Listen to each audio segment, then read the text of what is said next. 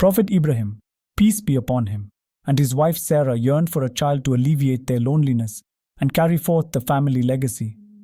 In her devotion to her husband, Sarah proposed that her handmaid Hajra marry Ibrahim in the hopes of fulfilling this longing.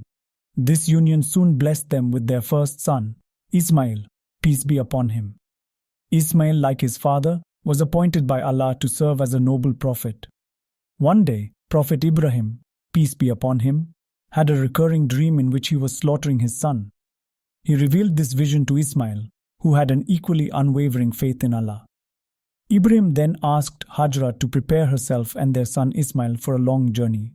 The family traveled through diverse landscapes, including cultivated land, deserts, and mountains, until they reached a barren valley in the Arabic Peninsula. There, under a lone tree, they had stopped. The area showed no signs of human life, cultivation, or water sources. After helping Hajra dismount with their still nursing baby, Prophet Ibrahim handed her a leather pouch of dates and a small water skin. He then mounted his steed to set off on his return journey. Perplexed by Prophet Ibrahim's sudden departure, Hajra ran after him, seeking an explanation. She asked if Allah had commanded him to do so, and Ibrahim replied in the affirmative. Hajra then returned to the shade of the tree, watching Ibrahim proceed homebound with confidence that Allah would not neglect them. Hajra and Ismail were left alone in the barren valley, with no food, water, or signs of life. As their provisions ran out, Hajra's distress grew.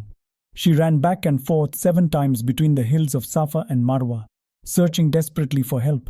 Suddenly, the angel Jibreel appeared and kicked the ground, causing a spring of water to gush forth.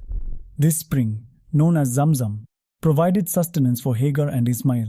The Prophet Muhammad, peace be upon him, later said, if she had let the Zamzam flow without trying to control it, or had she not scooped from that water to fill her water skin, Zamzam would have been a stream flowing on the surface of the earth. As word of the miraculous spring spread, people began to settle around Zamzam. Ismail grew up among the tribe, learning Arabic and developing noble qualities that earned him the love and admiration of the people. Years later, when Ismail was a young man, Prophet Ibrahim returned to visit his son. During this visit, Ibrahim revealed to Ismail the contents of his recurring dream. Ismail, with unwavering faith, replied, O my father, do that which thou art commanded.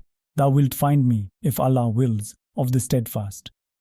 Together, Ibrahim and Ismail built the Kaaba, the first house of worship dedicated to the one God. As they constructed the holy sanctuary, they prayed, Our Lord, accept this service from us. Verily, you are the all-hearer, the all-knower. One night, Prophet Ibrahim had another dream in which he was commanded by Allah to sacrifice his son. Without hesitation, Ibrahim informed Ismail of this vision. Ismail, displaying the same unwavering faith as his father, replied, O my father, do that which thou art commanded. Thou wilt find me, if Allah wills, of the steadfast. Ibrahim and Ismail set out to fulfill the divine command. As they approached the place of sacrifice, Satan tried to tempt them, but they drove him away by throwing stones. When they reached the designated spot, Ibrahim laid his son down and prepared to make the sacrifice. Just as he was about to strike, a voice called out, O Ibrahim, you have fulfilled the vision. A ram appeared, and Ibrahim sacrificed it instead. Allah was pleased with Ibrahim's willingness to sacrifice his beloved son for his sake.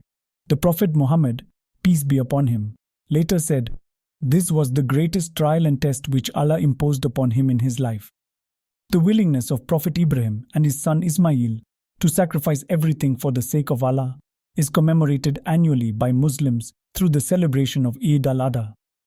This festival, also known as the Festival of Sacrifice, is a time to reflect on the importance of submission to Allah and the willingness to make sacrifices for His sake. During Eid al-Adha, Muslims perform the ritual of animal sacrifice, known as Qurbani. This act symbolizes Ibrahim's sacrifice and serves as a reminder of the importance of selflessness and devotion to Allah.